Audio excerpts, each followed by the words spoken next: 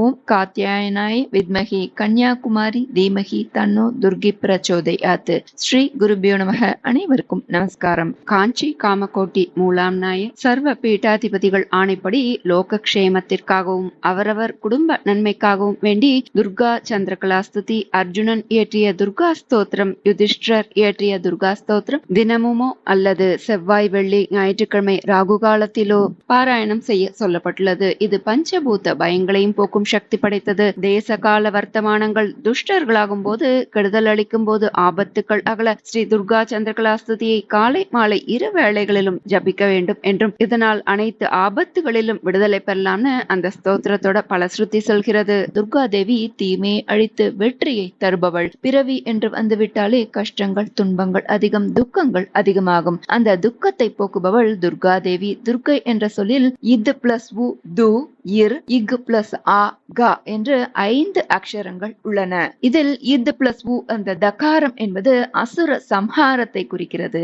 அசுர குணத்தை அழிப்பவள் அன்னை துர்கா தேவி. அதாவது நமக்குள் இருக்கும் ராட்சச எண்ணங்களை, தேவையில்லாத காம, குரோத, மோக, லோப, மத மாத்சரியங்களை எல்லாம் அழிப்பவள். அடுத்து இத் பிளஸ் உ அந்த உகாரமானது விக்ன நாசனத்தை குறிக்கிறது. விக்னத்தை, தடைகளை அகற்றுபவள். இர் என்னும் ரேபம் என்பது ரோக நாசனத்தை குறிக்கிறது. வியாதியிலிருந்து நம்மை காப்பாற்றுபவள், ரோகத்தை விரட்டுபவள். இக் என்பது ககாரம், அது பாப நாசனத்தை குறிக்கிறது. நாம் தெரிந்தும் தெரியாமலும் செய்யக்கூடிய பாபங்களை எல்லாம் போக்குபவள் அன்னை துர்கா தேவி. இக் பிளஸ் ஆ அந்த ஆ என்ற ஆகாரம் பய நாசனம், பயத்தை போக்குபவள். சத்ருக்களிடமிருந்து நம்மை பாதுகாப்பவள். துர்க்கையை வழிபடுவதால் சுபிக்ஷம் உண்டாகும், வம்ச விருத்தி, தன விருத்தி கிடைக்கும். பீடைகள், தோஷங்கள், சத்ருபயம், ரோகமெல்லாம் தெரித்து ஓடுமாம். வியாதிகள் அண்டாது, கடன் பிரச்சனையிலிருந்து விடுபடலாம். எதிர்மறை சக்திகள், ஏவல், பில்லி, சூனியம், பிசாசு பயம் போன்ற கெட்ட சக்திகள் எல்லாம் காணாமல் தெரித்து ஓடும்.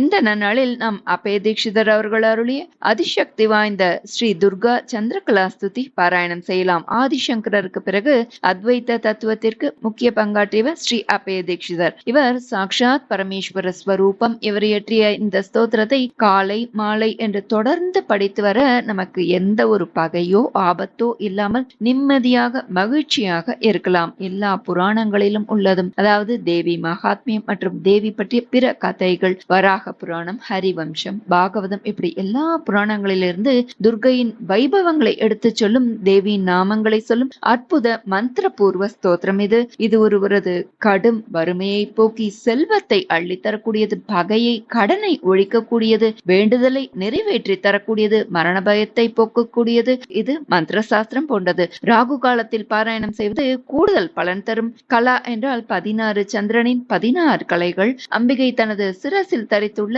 16 சந்திர கலைகளை போன்று 16 ஸ்லோகங்களால் அம்பிகையின் புகழை துதிக்கின்ற அருமையான ஸ்லோகம் இது. தினமும் 21 ஆவர்த்தி 48 நாட்கள் படித்தால் நிச்சயம் உங்களது பேராபத்துகளும் விலகும், வேண்டுதல்கள் சர்வ நிச்சயமாக நிறைவேறும்னு மகாபரிவா சொல்லி பல பக்தர்கள் பாராயணம் செய்து பலன் பெற்றுள்ளதாக சொல்லப்படுகிறது. இது பஞ்சபூதத்தால் ஏற்படும் பயங்களை போக்கும் சக்தி படைத்தது. தேச கால வர்த்தமானங்கள் துஷ்டர்களாகும் போது, அதாவது கெடுதல் தரும் போது அந்த ஆபத்துகள் அகல இந்த ஸ்ரீ துர்கா சந்திரகலா ஸ்துதியை காலை மாலை என இரு வேளைகளும் ஜபிக்க வேண்டும். அப்படி சொல்வதால் அனைத்து ஆபத்துகளிலிருந்து விடுதலை பெறலாம் என்று இந்த ஸ்தோத்திர பலஸ்ருதி சொல்றது. நம்ம ஸ்தோத்திரத்தை பார்க்கலாம். ஸ்ரீ துர்கா சந்திரகலா ஸ்துதிஹி. ஸ்ரீ சிவாபியாம் நமஹ. வேதோ ஹரீஸ்வரஸ்துத்யாம் விகர்த்ரீம் விந்திய பூதரீ ஹர பிராணேஸ்வரீம் வந்தே ஹந்த்ரீம் விபுத வித்விஷாம். அப்யர்த்தனேன சரசீருக சம்பவஸ்ய त्यक्त्वोदिता भगवदक्षिपिदानलीलाम् विश्वेश्वरी विपदपागमने पुरस्तात् माता ममास्तु मधुकैटभयो निहन्त्री प्राङ्निर्जरेषु निहितैर्निजशक्ति नास्ति लेशैः एकीभवद्भिरुदिता किल लोकगुप्त्यै सम्पन्नशस्त्रनिकरा च तदायुधस्तैः माता ममास्तु महिषान्तकरी पुरस्तात् प्राळेयशैलतनया तनुकान्ति सम्पत् कोशोदिता कुचलयच्च विचारुदेहा नारायणी नमदभीप्सितकल्पवल्ली सुप्रीतिमावहतु शुम्भनिशुम्भहन्त्री विश्वेश्वरीति महिषान्तकरीति यस्याः नारायणीत्यपि च नामभिरङ्कितानि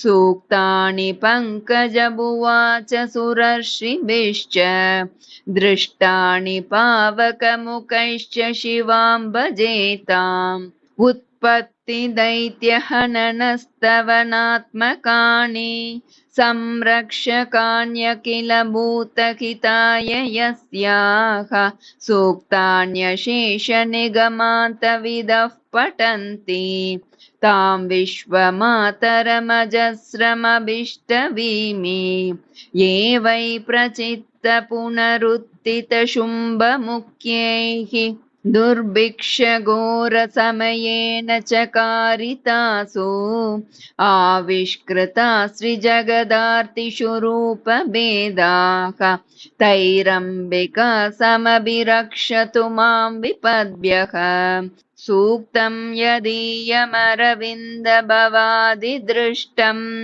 आवर्त्य देव्यनुपदं सुरतः समाधिः द्वावप्यवापतुरभीष्टमनन्यलभ्यं तामादिदेवतरुणीं प्रणमामि देवी माहिष्मती तनुभवं चरुरुञ्च हन्तुम् आविष्कृतैर्निजरसादवतारभेदैः अष्टादशाहतनवाहतकोटिसङ्ख्यैः अम्बा सदा समभिरक्षतु मां विपद्भ्यः एतच्चरित्रमखिलं लिखितं हि यस्याः सम्पूजितं सदन एव निवेशितं वा दुर्गं च तारयति दुस्तरमप्यशेषं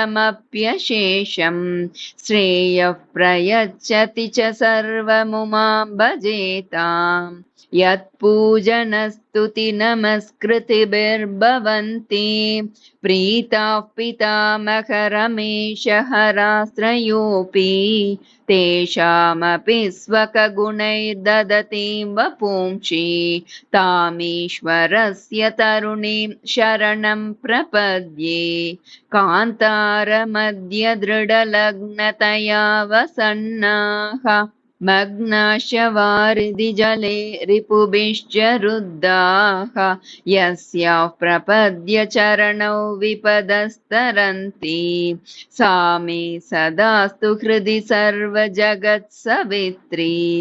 वन्दे वदे महति मृत्युभये प्रसक्ते वित्तक्षये च विविधे च महोपतापे यत्पादपूजनमिह प्रतिकारमाहुः सा मे समस्तजननी शरणं भवानी बाणासुरप्रहितपन्नगबन्धमोक्षः तद्बाहुदर्पदलनादुषया च योगः प्राद्युम्नेन धृतमलभ्यत यत्प्रसादात् सा मे शिवा सकलमप्यशुभं क्षिणोतु पापः पुलस्त्यतनयः पुनरुत्थितो माम् अद्यापि हर्तुमयमागत इत्युदितं यत्सेवनेन भयमिन्दिरयावधूतं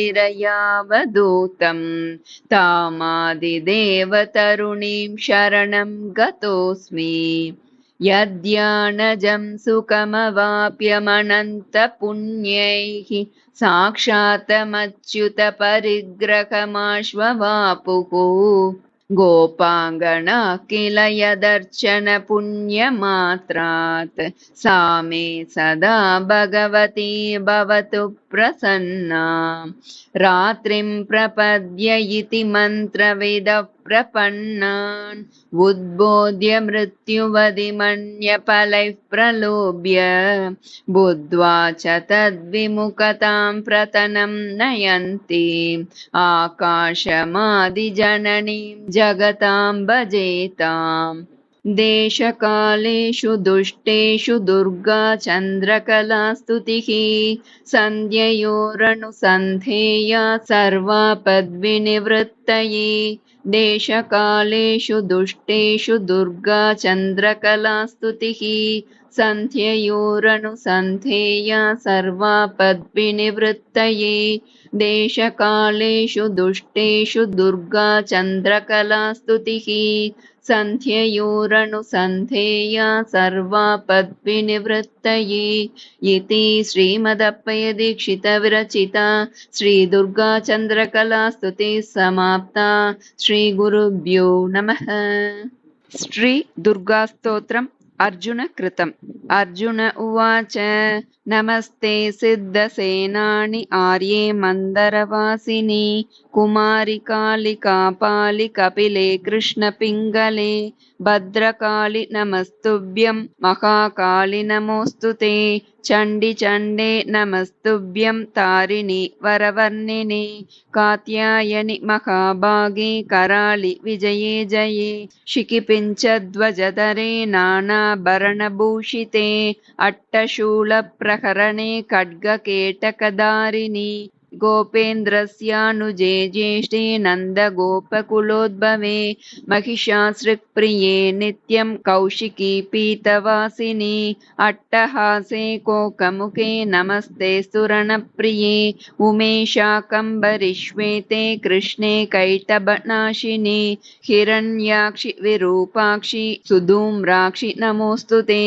वेदश्रुतिमहापुण्ये ब्रह्मण्ये जातवेदसि जम्बूकटकचैत्येषु नित्यं सन्निहितालये त्वं ब्रह्मविद्या विद्यानां महानिद्रा च देहिनां स्कन्दमातर्भगवती दुर्गे कान्तारवासिनी स्वाहाकारस्वदा चैव कला काष्ठा सरस्वती सावित्री वेदमाता च तथा वेदान्त उच्यते स्तुतासि त्वं महादेवी विशुद्धेनान्तरात्मना जयो भवतु मे नित्यं त्वत्प्रसादाद्रणाजिरे कान्तारभयदुर्गेषु भक्तानां चालयेषु च नित्यं वससि पाताले युद्धे जयसि दानवान् त्वं जम्बणी मोहिनी च माया ह्रीश्रीस्तथैव च सन्ध्या प्रभावती चैव सावित्री जननी तथा तुष्टिः पुष्टिर्धृतिर्दीप्तिश्चन्द्रादित्यविवर्धिनी भूतिर्भूतिमतां संख्ये वीक्ष्यसे सिद्धचारणैः।